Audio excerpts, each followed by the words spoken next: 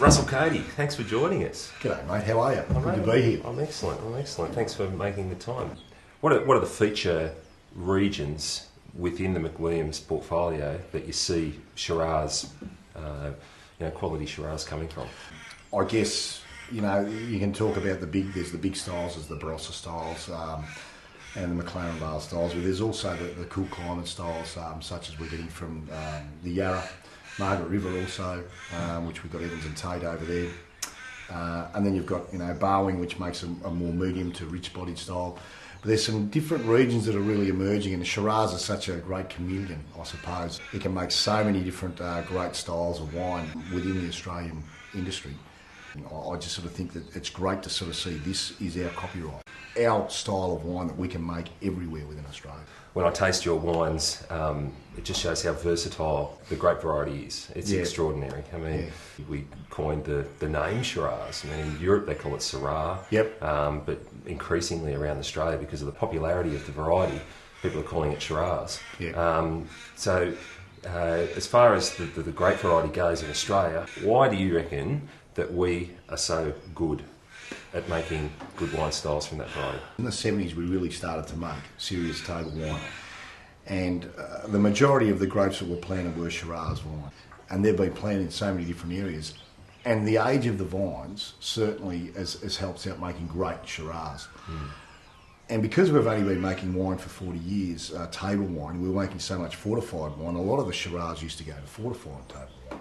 Now what it does is actually goes to table wine. Some of the vine ages within Australia are quite astronomical. Like we've got a wine that we make down in Coonawarra, and the vine age is 1896. That's when it was planting, and they're beautiful old gnarled things. They only produce probably about, I think it's probably per acre or something, it's about 500 kilo per acre, which is quite a small amount compared to many other regions. Now, old vines, in comparison to younger vines, old vines do produce better quality wine. Oh, for sure. They do, but they certainly don't produce as much, I suppose. I always coin the phrases of a rose bush. When a rose bush, if it only produces one flower, it'll always be a beautiful flower. But if a rose bush produces 20 flowers, it's nowhere near as good as that one flower that the one rose bush done. And it's exactly the same with Shiraz. The older the vine, generally the more flavoured and intense the grape. Yeah, it's a good analogy. And what makes it so different from Syrah that they grow in Europe is that we just have so much sun. Yeah, exactly. Really within Shiraz, especially in France, it's grown in the Rhone Valley, I suppose. That's the most renowned area where we got it from. Yeah. And it's quite cool over there. They struggle to get ripeness, etc. and that. But what's the style like? The style's quite a more of a medium-bodied style.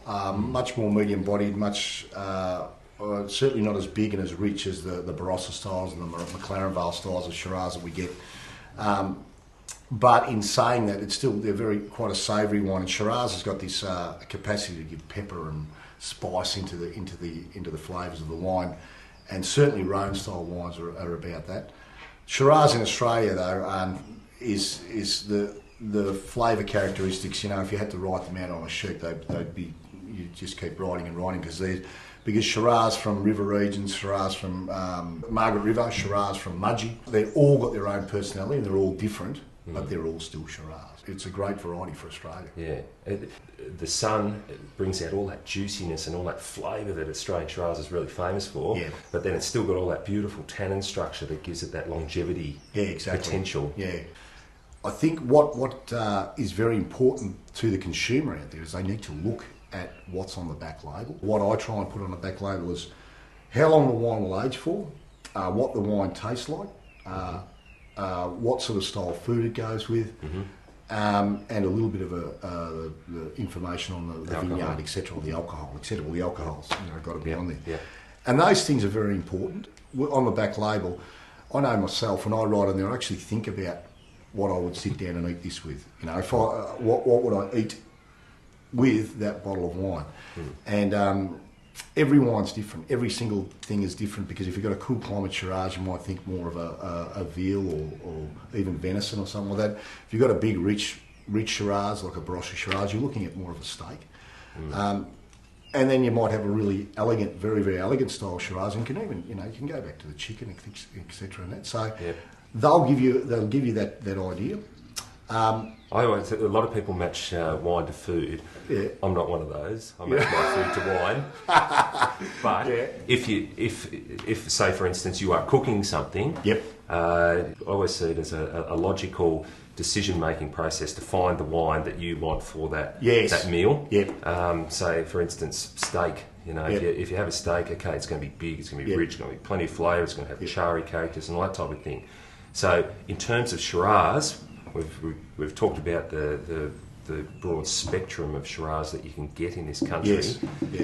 If we have a big, heavy meal like that, we'd want a wine that is weighted accordingly. Exactly. You need a bigger style. You need a bigger style wine to handle that. You know, if we look at this back label here, it'll say delicate, fragrant, dark berry fruits and complex spice.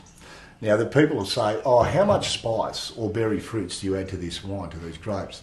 That is the flavours that actually come from the fruit. Where that variety is grown is very indicative of the soil, very indicative of the sun it gets, the rain and all that, and that'll be expressed in the flavours. Exactly. Yeah. And so I guess with Shiraz we see, cool climate Shiraz, and just because of the conditions that it is grown in, you get those spicy characters. You get the cloves, you get the pepper, you get the really tight, narrow fruit.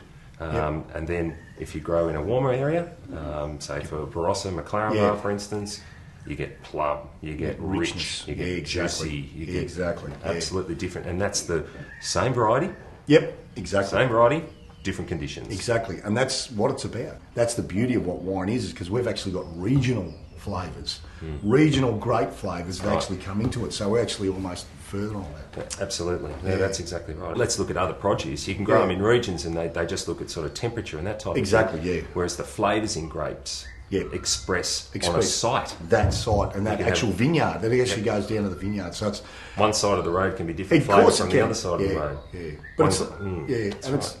And in saying that, the beauty of what the wine industry is about is that I could give you grapes from the same vineyard, and I could have the same grapes from the same vineyard. We could come back and we'd have totally different wines, but they're still what we like, and they're a personality, showing the personality of actually that vineyard, on our personality, putting our own sort of characters into that wine. It's like chefs, you know. You give them the same ingredients and go away and make a meal, and they'll come back, and I'll be very surprised if they come back with exactly the same tasting meal. That's exactly so it's right. very, very similar.